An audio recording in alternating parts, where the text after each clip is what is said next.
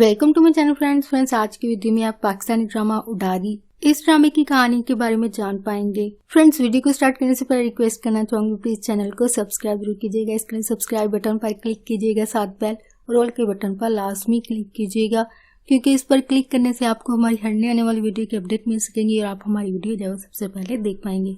Pakistani drama Udaari इस ड्रामे की कहानी में दो मुख्तलिफ इलाकों यानी गांव शहर की जिंदगी की कहानी जो दिखाई गई है और इसके अलावा मॉडर्न सोसाइटी में होने वाले मसाइल के बारे में भी बताया गया है। कहानी में गांव में रहने वाले दो खानदान जो कि एक दूसरे के हमसाए हैं और इसके अलावा शहर में चार दोस्तों की कहानी जो म्यूजिक में अपना करियर बनाना चाहते हैं। गांव में रशीदा और साजिदा एक दूसरे के हमसाए हैं। रशीदा, जिसका निकनेम शीदा होता है, अपने शोहर माजिद और बेटी मीरा, बेटा एजाज और अपने एक भाई के साथ रहती है। ये लोग शादी ब्याह पर गाने बजाने का काम करते हैं और अपनी रोजी रोटी कमाते हैं और अपना गुजर बसर करते हैं। इनके इस काम की वजह से लोग हमेशा इनको फर्क की निगाह से देखते हैं। इनको मिरासी और भांड कहकर पुकारते हैं। मिरासी और भांड जैसे अल्फाज जो कि हमारे तबकाती फर्क की बुनियाद पर लोग अक्सर लोगों के बारे में जब इस्तेमाल करते हैं, जो कि एक डिसरिस्पेक्ट वर्ड्स होते हैं, ऐसा लोगों को नहीं करना चाहिए। कहानी में साजिदा एक बेवा और अपनी एक 10 साल बेटी जेबो के साथ रहती है और लोगों के घरों में खाने पकाने का काम करती है। मीरा साजिदा के भांजे अलियास को पसंद करती है, जिसको मीरा के घर वाले गाने बजाने की वजह से नापसंद होते हैं और वह हमेशा मीरा को कहता है अगर उसने कभी भी अपने घर वालों के साथ मिलकर किसी शादी पर गाया तो वो उससे ताल्लुक खत्म कर देगा। और इसकी इस बात की वजह से मीरा हमेशा अपने घर वालों से झगड़ती है और इनको ये काम छोड़ने को कहती है, लेकिन उसकी माँ हमेशा उसको डांटती है कि वो काम नहीं छोड़ सकते हैं। ये उनकी खानदानी मिरास है और इनके रिज़्क का जरिया है। मीरा की माँ उसको हमेशा साथ गाने को कहती क्योंकि इसकी आवाज अच्छी होती है, लेकिन वो अलियास की वजह से कभी अपनी माँ की बात नहीं मानती और हमेशा उससे नाराज रहती है। कहानी में आगे साजिदा जहाँ काम करती है, उसकी एक मालकन उसको दूसरी शादी करने का मशवरा देती है कि इस तरह उसको जल्दबाजी में वापस घर जाने की जरूरत नहीं पड़ेगी और उसका शोहर उसकी बेटी का ध्यान रख सकता है और उसको अपनी बेटी की फिक्र करने की जरूरत नहीं पड़ेगी। कहानी में आगे एक दिन साजिदा को घर वापस आते देर हो जाती है। रात का वक्त होता है। साजिदा को रास्ते में बदमाश लोग उसको अकेले देखकर छेड़ते हैं, लेकिन इम्तियाज वहाँ आकर उसको इन लोगों से बचाता है। इम्तियाज जो कि एक दुबई पलट एक अमीर आदमी होता है और साजिदा के शोहर परवेज का दोस्त भी होता है। वो साजिदा को शादी के लिए प्रपोज करता है, जिस पर वो पहले इनकार करती है, लेकिन बाद में जेबो की वजह से मान जाती है कि उसको काम से देर सवेर हो जाती है, तो अच्छा है जेबो के पास भी किसी को होना चाहिए। इस वजह से वो उससे शादी के लिए तैयार हो जाती है। रशीदा साजिदा की तरफ से इम्तियाज का रिश्ता उससे मांगती है और इनकी शादी बड़ी खुशी से करती है, क्योंकि साजिदा की अपनी बहन इसको शादी करने से मना करती है, लेकिन वो रशीदा के समझाने पर इस शादी पर राजी हो जाती है। कहानी में आगे मीरा और रशीदा खुशी से साजिदा की शादी में गा बजा रहे होते हैं कि इनको खबर मिलती है कि माजिद, रशीदा का शोहर, जो कि शहर मजदूरी के लिए गया होता है, एक एक्सीडेंट में उसकी मौत हो जाती है। ये सुनकर रशीदा दुखी होती है क्योंकि इसका शोहर जो अकेला कमाने वाला होता है। उसके जाने के बाद इनके घर में फाकों की नौबत आ जाती है। रशीदा साजिदा से उधार लेकर घर में गुजारा कर रहे होते हैं, लेकिन रशीदा इसी दौरान में अपनी बेटी मीरा को भी गाने बजाने के लिए तैयार करती है, लेकिन वो मुसलसल मना करती है और घर में फाकों की वजह से परेशान होकर साजिदा से मजीद उधार मांगने का फैसला करती है। इसी दौरान में इम्तियाज भी रशीदा की फैमिली के करीब होने की कोशिश करता है, लेकिन ऐसा वो मीरा पर बुरी नजर रखने की वजह से करता है, क्योंकि शादी के कुछ अरसे बाद इम्तियाज का साजिदा में कोई इंटरेस्ट नहीं रहता है, क्योंकि वो उसे उम्र में बड़ी होती है। और इसके अलावा वो अपने एक दोस्त के मुंह से ये बात भी सुनता है कि उसके एक अधेड़ उम्र दोस्त ने पैसा ज्यादा होने की वजह से अपने से 30 साल छोटी लड़की से शादी की और वही इसको ताना देता है कि उसने एक बुढ़ी उम्र की औरत से शादी क्यों की है, जबकि वो जवान है, वो किसी भी छोटी उम्र की लड़की से शादी कर सकता है। इसी वजह से वो जेबो पर भी बुरी नजर रखता है, लेकिन इसी दौरान में उसकी नजर मीरा पर भी पड़ती है और वो मीरा के घर के हालात से बाखबर भी होता है। मीरा घर में फाकों की वजह से, क्योंकि ना तो वो गाने बजाने का काम करना चाहती है, लेकिन अपने घर वालों को भी भूखा नहीं देख सकती है, तो इसलिए वो साजिदा के घर से कुछ चावल मांगने जाती है, लेकिन जेबो और साजिदा घर नहीं होते हैं, तो वो इम्तियाज से इजाजत मांगकर चावल लेने उनके घर जाती है। मीरा के घर में तन्हा होने का फायदा इम्तियाज उठाता है और उसके पीछे घर जाता है और इसके साथ जबरदस्ती करने की कोशिश करता है। और मीरा को ये भी कहता है कि वो इसके घर का सारा खर्चा उठाने के लिए तैयार है, लेकिन बदले में उसको उसकी सारी बातें माननी होंगी। और उसे ये भी कहता है कि इस बात के बारे में उसको किसी को भी ना बताए, जिस पर मीरा खुद को इससे बचाकर घर की तरफ भाग जाती है। मीरा के इस तरह भाग के आने की सूरत में उसकी माँ से पूछती है कि क्या हुआ है, जिस पर वो उसको इम्तियाज के बारे में बताती है और वो मीरा को लेकर उसके पास जाती है और उससे पूछती है कि उसने ऐसा क्यों किया, लेकिन वो इनकार करता है कि उसने ऐसा कुछ नहीं किया, वो इल्जाम लगा रही है। इसी दौरान में साजिदा भी वहाँ आती है और इनकी सारी बात सुनने के बाद अपने शोहर का साथ देती है और इम्तियाज उल्टा मीरा पर ही इल्जाम लगाता है और उसको कहता है कि इसने खुद इसको गले लगाया। साजिदा, जिसकी बड़ी बहन अलियास की वजह से मीरा के खिलाफ उसके कान पहले बढ़ चुकी होती है कि वो ऊंचे घर में शादी करने के लिए उसके बेटे को फंसा रही है और उसको कहती है कि वो भी इन डोमनियों और मरासियों से होशियार है, कहीं वो इसके शोहर को भी ना फंसा ले। और साजिदा शोहर के साथ मिलकर रशीदा को ही बेइज्जत करती है और उसको नीच जात और मरासी कहती है। साजिदा के इन अल्फाज की वजह से वो दुखी होती है। रशीदा को अपनी जिल्लत महसूस होती है और वो साजिदा के साथ अपने सारे ताल्लुकात को खत्म कर देती है। कहानी में आगे अलियास के माँ बाप उसको जायदाद से आग करने की धमकी देते हैं, जिसकी वजह से वो अपनी फुफ्फू की बेटी से शादी के लिए तैयार हो जाता है और मीरा के साथ सारे ताल्लुकात को खत्म कर देता है। जबकि दूसरी तरफ शहर में मिली और अर्श फरवा के साथ मिलकर गाना रिकॉर्ड करते हैं, लेकिन ऐसा फरवा अपनी माँ से छुप कर करती है क्योंकि उसकी माँ को इसके गाने बजाने का शौक बिल्कुल भी नापसंद होता है। वो नहीं चाहती है कि वो एक सिंगर बने। जब फरवा की माँ को इसके बारे में पता चलता है कि उसने गाने की रिकॉर्डिंग के लिए अपनी माँ से इजाजत नहीं ली और बगैर पूछे ही गाने को रिकॉर्ड करवाया, और वो फरवा पर बहुत गुस्सा करती है और उसको कराची पढ़ाई के लिए भेज देती है। उसको कहती है उसको म्यूजिक छोड़ना होगा क्योंकि वो उसकी इकलौती औलाद है और वो उसको म्यूजिक के पीछे अपनी जिंदगी खराब करने नहीं देगी।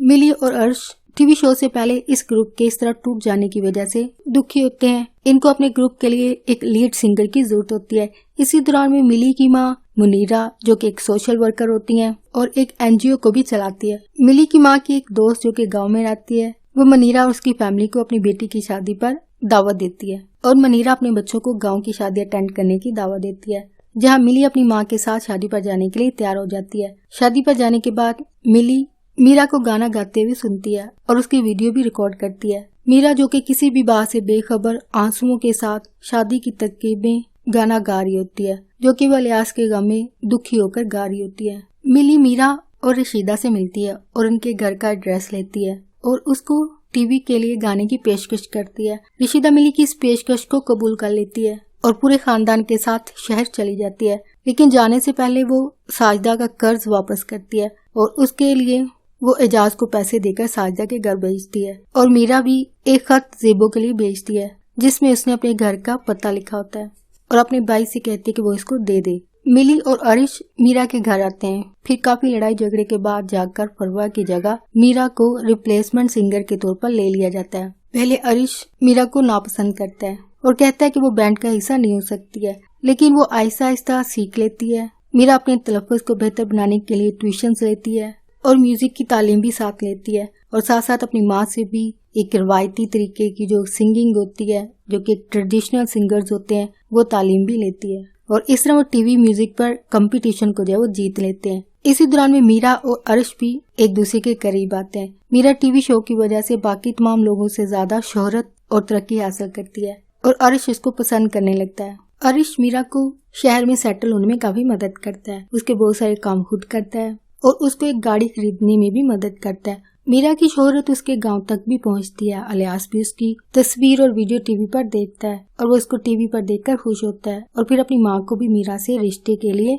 राजी कर लेता है, क्योंकि वो उसको बताता है कि वो अब पहले वाली मीरा नहीं रही है, बल्कि अमीर हो गया और शहर में एक बंगले में रहती है। और वो मीरा को एक दिन शहर में भी मिलता है और उसको अर्श भी यहाँ पे पहली बार देखता है और वो इसको कोई फैन समझता है, पर मीरा उसको कहती है कि वो इसको जानती है और उससे बात भी करती है। पर मीरा अलियास की शादी के लिए इनकार कर देती है क्योंकि वो उसको दोबारा से शादी का प्रपोजल पेश करता है, लेकिन वो इनकार कर देती है और उसको कहती है कि वो वहाँ शादी कर ले जहाँ उसकी माँ चाहती है। इसी दौरान में अरिश को भी अलियास के बारे में पता चलता है और वो जेलसी महसूस करता है और मीरा से इसके बारे में पूछता भी है, पर वो इसके बारे में ज्यादा बात नहीं करती है। लेकिन अरिश के पूछने पर इसको बताती है कि वो उसको प्यार करती थी, वो उसका प्यार था, पर अब नहीं, क्योंकि उसमें और मीरा में तबकाती फर्क है जिसकी वजह से उसे कभी शादी ना हो सकी। इसके बाद अरिश मीरा को शादी के लिए प्रपोज करता है, जिस पर मीरा उसको भी यही कहती है कि इन दोनों में तबकाती फर्क है, इसलिए वो अपनी जात और अमीर घराने की किसी लड़की से शादी कर ले। इनकी शादी मुमकिन नहीं है और ये फैसला उस वक्त ज्यादा मजबूत होता है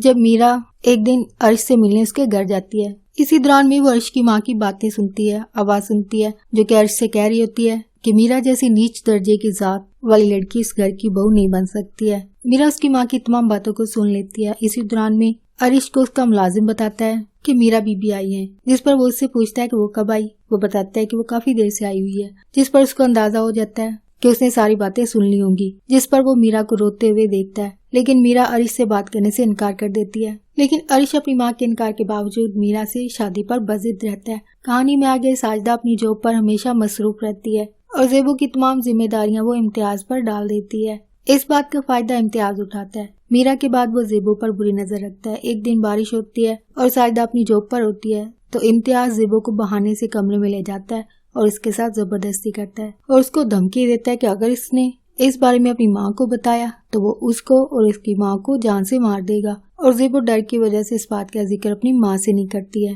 लेकिन एक दिन अचानक साजिदा काम से वापस आ जाती है और इम्तियाज ज़ेबो को कमरे में देखती है और वो ज़ेबो को डांट रहा होता है, जिसकी वजह से उसको इम्तियाज पर शक हो जाता है और उसका ये रवैया उसने पहली बार देखा होता है। और ज़ेबो को भी पहले की तरह इम्तियाज से बात नहीं करती है बल्कि उससे डरती है। और अब वो मुसलसल बीमार रहने लगी थी और अपनी माँ को खुद से दूर नहीं होने देती है। इसी तरह एक दिन वो बीमारी की हालत में खौफजदा होकर अपनी माँ को अपने साथ हुए जुल्म के बारे में बता देती है कि कैसे इम्तियाज ने उसके साथ जबरदस्ती की और उसको धमकी दी कि वो उसकी माँ को मार देगा। ये सब जानने के बाद साजिदा को मीरा का वाकया याद आ जाता है और अब उसको मीरा की माँ की बातें सच लग रही थी जब उसकी अपनी बेटी पर इतना बड़ा जुल्म हुआ था। साजिदा की जॉब पर ना जाने की सूरत में इम्तियाज को पता चल जाता है कि ज़ेबो ने उसको सब कुछ बता दिया और वो साजिदा से लड़ता भी है और उसको पैसे देना बंद कर देता है और उसको बाहर जाने पर मजबूर करता है कि वो घर से बाहर जाए और वो ज़ेबो को अपनी हवस को पूरा करने के लिए इस्तेमाल कर सके। लेकिन वो जॉब पर जाने से इनकार कर देती है और उसको कहती है कि वो जानती है वो उसको जॉब पर क्यों भेजना चाहता है ताकि वो ज़ेबो के साथ जबरदस्ती कर सके। जिसके बाद वो साजिदा को कहता है अच्छा हुआ इसको पता चल गया है और उसको कहता है कि वो अब उसके सामने ज़ेबो के साथ सब कुछ करेगा और वो कुछ नहीं कर सकेगी। और उसी दिन उसके सामने ज़ेबो को कमरे में ले जाता है उसको और साजिदा को दूसरे कमरे में बंद कर देता है और ज़ेबो के साथ जबरदस्ती करता है। और इसके बाद ज़ेबो साजिदा के पास आती है और साजिदा उसको देखते ही किचन से चाकू लेती है और इम्तियाज को मार देती है और ज़ेबो को लेकर शहर मीरा के पास चली जाती है। इसी दौरान में साजिदा के घर इम्तियाज का पुराना दोस्त जमशेद आता है और वो इस सारे वाक्य का वाहिद गवाह होता है कि इम्तियाज ने साजिदा और उसकी बेटी के साथ ये सब किया है। और वो उसी रात जिस दिन ज़ेबो के साथ ये वाक्य होता है इम्तियाज के घर उससे अपने हिस्से की रकम लेने आता है और जब ये सारा वाक्या हो जाता है साजिदा उसको मारकर चली जाती है। तब वो इम्तियाज की हर कीमती चीज को चुरा लेता है और जब अपने घर जाता है तो उसके घर में आग लग जाती है। इस आग में उसकी बीवी बेटी जलकर मर जाती हैं। जिसके बाद उसको एहसास होता है कि उसने उन मजलूम औरतों की मदद नहीं की, इसलिए अल्लाह ने उसको सजा दी क्योंकि वहाँ वो खामोश तमाशाई बनकर उस बच्ची पर जुल्म होते देखता रहा। साजिदा जब मीरा के घर जाती है उसको सब कुछ बता देती है और वो लोग इनको माफ करके इनको अपने घर में पनाह देते हैं। और मीरा साजिदा और ज़ेबो का सारा लुक, उनकी सारी शिनाख्त और उनके नाम को चेंज कर देती है ताकि लोग इनको पहचान न सके। साजिदा खुददार होने की वजह से खुद को इन पर बोझ नहीं बनने देना चाहती है। इसके लिए मीरा इनको कर्ज दिलवाती है ताकि वो अपना कारोबार शुरू कर सके। और साजिदा क्योंकि एक अच्छी कुक होती है इसलिए वो घर के करीब की बेकरी में केक और समोसे बनाकर बेचती है। कहानी में आगे साजिदा एक दिन बेकरी में केक के पैसों के लिए वहाँ जाती है जहाँ इम्तियाज जो कि मरा नहीं होता है साजिदा के मारने के बावजूद बच जाता है, उसको इस बेकरी में देखकर पहचान जाता है और उसका पीछा करके इसके घर पहुँच जाता है जहाँ वो दोनों इसको देखकर डर जाती हैं। और साजिदा ज़ेबो को मीरा के घर भेज देती है और खुद इसी घर में रहती है जहाँ इम्तियाज पुलिस को लेकर आता है और उसको मारने की वजह से उस पर केस कर देता है और साजिदा पर मुकदमा करवाकर उसको सख्त से सख्त सजा दिलवाना चाहता है। और वो ऐसा वो इसलिए भी करता है क्योंकि उसको एक सियासतदान की पुष्टपनाही भी हासिल होती है और वो उसकी मदद कर रहा होता है और इम्तियाज बदले में उस सियासतदान उस पॉलिटिशियन के हर जायज और नाजायज काम कर रहा होता है। मीरा और उसकी माँ साजिदा की यहाँ दोबारा मदद करती हैं। अर्श जो कि पेशे से एक वकील होता है मीरा इसको साजिदा का केस हैंडल करने को कहती है। अर्श मीरा से कहता है उसको सारी कहानी बताए कि इम्तियाज का साजिदा के साथ कैसा ताल्लुक था, लेकिन साजिदा ने मीरा को ज़ेबो की कहानी इसको ना बताने को कहा था। जिसकी वजह से मीरा अरिश को पूरी कहानी भी नहीं बताती है, बस इतना बताती है कि इम्तियाज साजिदा को मारता था, इसलिए साजिदा ने उसको मारा था। लेकिन जब अरिश साजिदा को सजा होने से नहीं बचा पाता तो वो मीरा से कहता है कि वो साजिदा को नहीं बचा पाएगा अगर वो उसको पूरी कहानी नहीं बताएगी। इसलिए मीरा उसको इम्तियाज के बुरे किरदार के बारे में भी बताती है, उसको ये भी बताती है कि कैसे इम्तियाज ने उसके साथ भी जबरदस्ती की कोशिश की थी लेकिन वो कामयाब नहीं हो सका था और उसने ज़िबो के साथ भी जबरदस्ती की थी जिसकी वजह से साजिदा ने उसको मारा था। लेकिन अरिश इन बातों को भी साबित नहीं कर पाता है और वो ये केस हारने वाला ही होता है कि इम्तियाज का पुराना दोस्त जमशेद अचानक एक दिन अरिश के ऑफिस में आता है और उसको सारी कहानी भी बताता है कि उसको कैसे इस केस के बारे में पता चला। वो उसको बताता है कि अखबार के जरिए उसको इस सारे केस की कार्रवाई का अखबार के जरिए पता चला और जब उसने ये बात अखबार में पढ़ी कि इम्तियाज ज़िबो केस में ठोस सबूत न होने की वजह से रहा होने वाला है तो उसकी ज़मीन ने ये गवारा नहीं किया कि वो इतना बड़ा जुल्म करके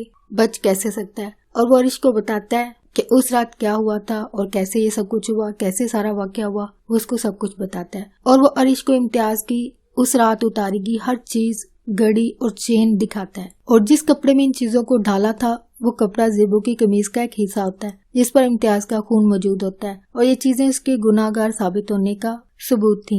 अरिश जमशेद की गवाही पर इम्तियाज को मुजरिम साबित करने में कामयाब हो जाता है जिससे वो पकड़ा जाता है और उसको सजा होती है। लेकिन इससे पहले वो मीरा और मिली की मां मुनीरा को एक मुहिम चलाने के लिए कहता है कि वो मीडिया के जरिए इम्तियाज की पुष्टपनाही करने वाले सियासतदान को पीछे हटने पर मजबूर कर दे क्योंकि उस सियासतदान की वजह से ही इम्तियाज केस जीत रहा होता है। और ऐसा ही होता है क्योंकि जब एनजीओ की मुहिम की वजह से मीडिया पर इम्तियाज के हवाले से न्यूज चलती है और इसका पता इस सियासतदान को भी लगता है और उसको लगता है कि इम्तियाज की वजह से इसका सियासी करियर जो दाव पर लग सकता है तो वो इससे ताल्लुकात खत्म कर देता है जिसकी वजह से पुलिस भी इम्तियाज का साथ देने से इनकार कर देती है और उस पर जुर्म साबित हो जाता है और उसको उम्र कैद की सजा हो जाती है और साजिदा को रहाई मिल जाती है। अर्श और मीरा की मंगनी हो जाती है। मिली और हार्स बैरूने मुल्क चले जाते हैं और मिली वहाँ एक म्यूजिक कंपनी के मालिक से शादी कर लेती है और वहीं रहती है। अर्श और मीरा दोनों ज़िबो और सारे मुल्क की औरतों के लिए एक गाना लिखते हैं। साजिदा की रिहाई के बाद इस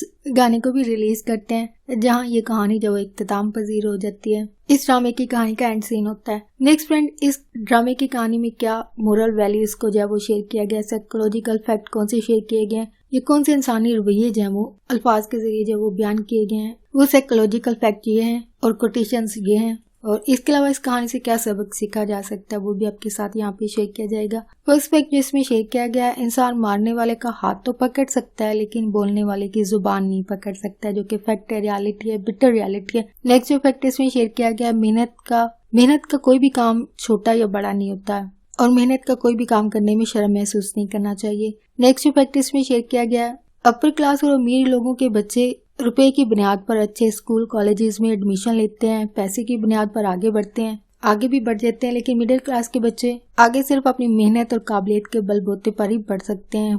नेक्स्ट फैक्ट इसमें शेयर किया गया, अकेली औरत पर उंगली उठाना लोगों के लिए आसान होता है, यानी औरत पर लोग जो जल्द इल्जाम लगा देते हैं, जो कि फैक्ट है, रियलिटी है। नेक्स्ट फैक्ट इसमें शेयर किया गया, मरने वालों के साथ मरा नहीं जाता है। नेक्स्ट फैक्ट है, 2 कश्तियों के सवार कभी कामयाब नहीं होते हैं। नेक्स्ट है, आज के दौर में किसी के पास खाने को हो या ना हो मोबाइल जरूर होता है, जो कि पिटर रियलिटी है, फैक्ट है, जो कि आजकल जो है वो काफी ट्रू फैक्ट है। आप इस बारे से क्या सोचते समझते हैं, क्या एक्सपीरियंस आया, ये फैक्ट ट्रू है या नहीं है? प्लीज अगर अग्री या डिसअग्री भी करते हैं प्लीज कमेंट में लिखकर शेयर कीजिएगा। नेक्स्ट फैक्ट इसमें शेयर किया गया है, इंसान को तनख्वाह मिलने की बहुत खुशी होती है, जो कि फैक्ट है, रियलिटी है। ये भी एक साइकोलॉजिकल फैक्ट भी है कि इंसान जो है बहुत खुश होता है जिस दिन उसको तनख्वाह मिलती है। नेक्स्ट फैक्ट इसमें शेयर किया गया, अगर कोई अच्छा मुलाजिम हो तो उसका मालिक उसको कभी नौकरी छोड़ने नहीं देता है, उसको नौकरी पर जारी रखने के लिए उसकी सैलरी को भी बढ़ा देता है ताकि वो मुलाजमत ना छोड़े। आई थिंक इस फैक्ट के हवाले से जो जॉब करने वाले लोग हैं वो इस हवाले से जो ज्यादा बेहतर तरीके से बता सकते हैं दुरुस्त है या नहीं। आप प्लीज अगर आप जॉब के हवाले से इस फैक्ट को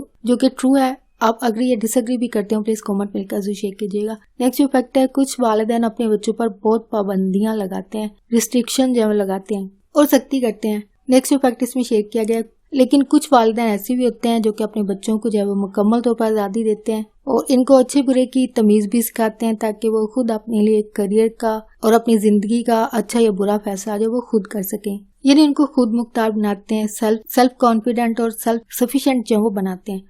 नेक्स्ट फैक्ट इसमें शेयर किया गया, जब किसी की बेटी पर जुल्म हो तो हमें कुछ नहीं होता है, लेकिन अगर अपनी बेटी पर जुल्म हो तो कलेजा क्यों छलनी हो जाता है इंसान का। नेक्स्ट फैक्ट इसमें शेयर किया गया, इज्जत नफ्स और खुददारी सेल्फ रिस्पेक्ट जो एक अच्छी खूबी होती है इंसान की। नेक्स्ट फैक्ट इसमें शेयर किया गया, वक्त के साथ जो सब कुछ बदल जाता है। नेक्स्ट फैक्ट इसमें शेयर किया गया, बाज़ औक़ात इंसान किसी भी एक फील्ड में कामयाब होना चाहता है पर नहीं हो पाता है, लेकिन अगर वो इंसान किसी दूसरी फील्ड में जाए तो हो सकता है वो पहली फील्ड से ज्यादा उसमें कामयाब हो जाए, यानी दूसरी फील्ड में ज्यादा कामयाब हो सकता है, बजाय पुरानी फील्ड के पीछे अपना वक्त और पैसा जाया करता रहे और कामयाबी भी ना हो। सो बेहतर है अपना पेशा और जॉब चेंज करके देखना चाहिए, बजाय वक्त जाया किया जाए। लेकिन इसी चीज की एक ऑपोजिट साइड भी है कि बहुत सारे ऐसे अफराद भी होते हैं कि एक से ज्यादा कई जॉब्स हैं वो चेंज करते रहते हैं, जॉब्स हैं स्विच होती रहती हैं और यानी एक जगह टिक कर जब वो काम नहीं करते हैं तो जाहिर बात है ऐसी सूट में भी कामयाब भी नहीं होती है। नहीं, कहीं ना कहीं किसी फील्ड में आपको ठहरना होता है, उस पर एक टाइम पीरियड आपको देना होता है, देन आपको पता चलता है कि आया आप इसमें कामयाब हो सकते हो या नहीं हो सकते। यानी अगर आपको नहीं लगता है कि आप इसमें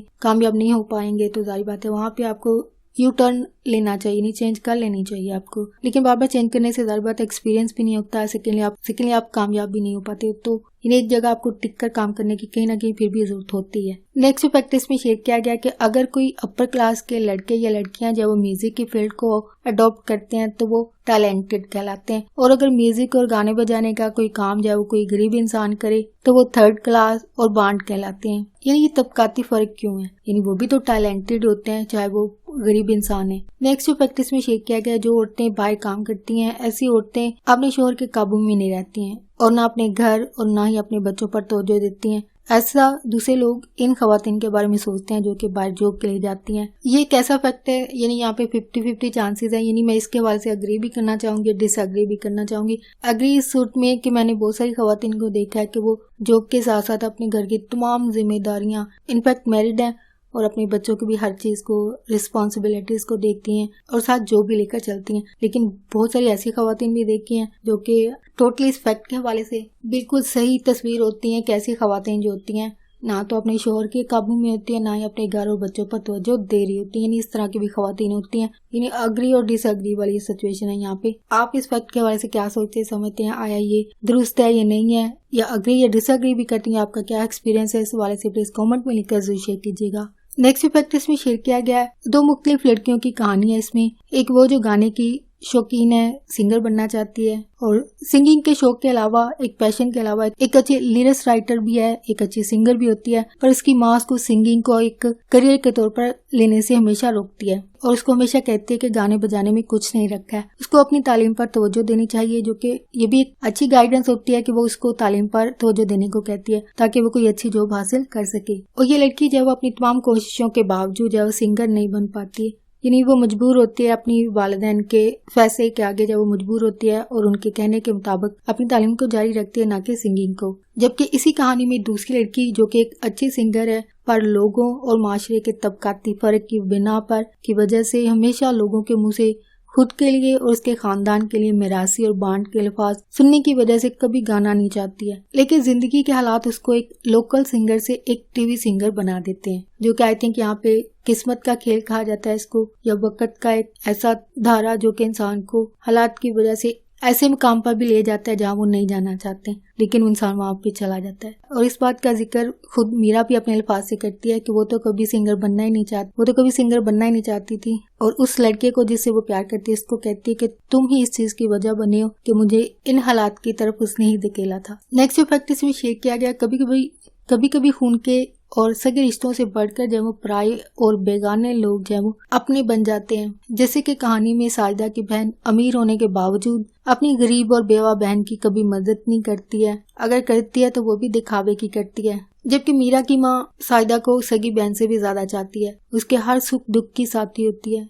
नेक्स्ट प्रैक्टिस में शेयर किया गया, तबकाती फर्क की वजह से दूसरे इंसानों के साथ हमेशा फर्क किया जाता है, जो कि बिटर रियलिटी है। हमें आसपास ये चीजें हमेशा नजर आती हैं और इन लोगों को जब वो तरह तरह के अलकाबाज से भी नवाजा जाता है, जैसे कि इस कहानी में गाना बजाने वालों के साथ एक तबकाती सलूक किया जाता है, इनको नीच जात समझा जाता है, इनके साथ कोई रिश्ता नहीं बनाया जाता है। जैसे कि मीरा के साथ तबकाती फर्क की वजह से पहले लियास की माँ नफरत करती है, उसको बहू नहीं बनाना चाहती है, इसी तरह अरिश की माँ भी वैसे ही करती है, लेकिन बेटे की पसंद के आगे हार मान जाती है। और अर्श को भी कहती है कि मीरा जितनी मर्जी मशहूर हो जाए, पैसा हो उसके पास, पर रहेगी वो नीच जात की ही। और अर्श की माँ की ये सारे अल्फाज मीरा भी सुन लेती है और अर्श से जब वो दूर रहने की कोशिश करती है और हमेशा उसे शादी से इनकार कर देती है। नेक्स्ट जो फैक्ट इसमें शेयर किया गया है, इंसान की जिंदगी में जो वाकयात होते हैं वो इनकी आने वाली जिंदगी का रुख तय करते हैं, इनके लिए डायरेक्शन बनाते हैं। मीरा जो कि घर में रहने वाली एक लड़की की जिंदगी चाहती है, लेकिन जब इलियास उससे शादी से इनकार कर देता है